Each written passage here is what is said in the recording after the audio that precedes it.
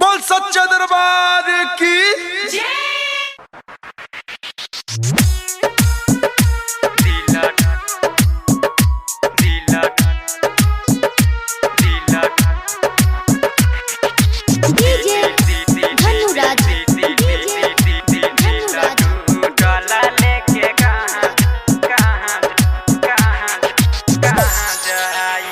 तू ही बोला ये दुर्गा माई, दिल टूटल लेके कहाँ जाई,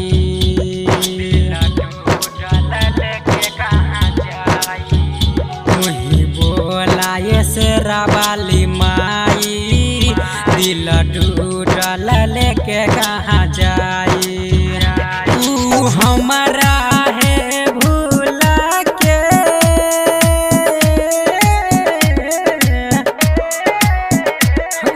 हमारा है भूला के बन गेल एक लइका के माई। तू ही बोला ये दुर्गा माई, दिल टूटल लेके कहाँ जाई,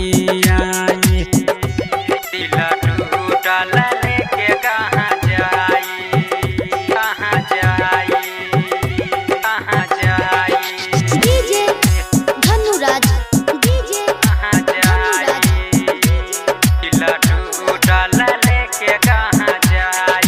तोरे पूजलिया तोरे से मांगलिया कैल होने मैया उपकार है, कैल होने मैया उपकार।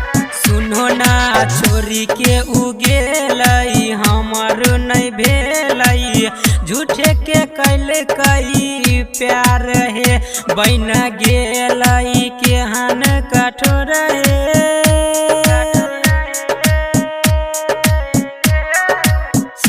बन गेलई के हन कठोर है, के ना रही तू ही बताही। तू ही बोला ये दुर्गा माई, दिल टूटल लेके कहाँ जाई,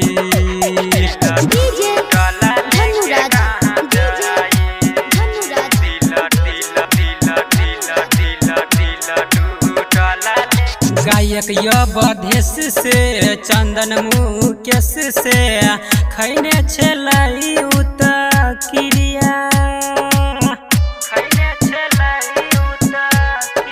सुनो ना बैठ के डोली में गेलई उगोरी में, कल कई नहीं हमर फिक्रिया।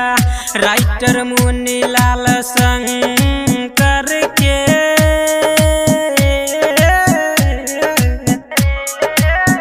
राइटर मुनीलाल शंकर के दिल कोई उतरुलाई। तू ही बोला ये दुर्गा माई, दिल टूटल लेके कहाँ जाई। झकास रिकॉर्डिंग स्टूडियो समस्तीपुर।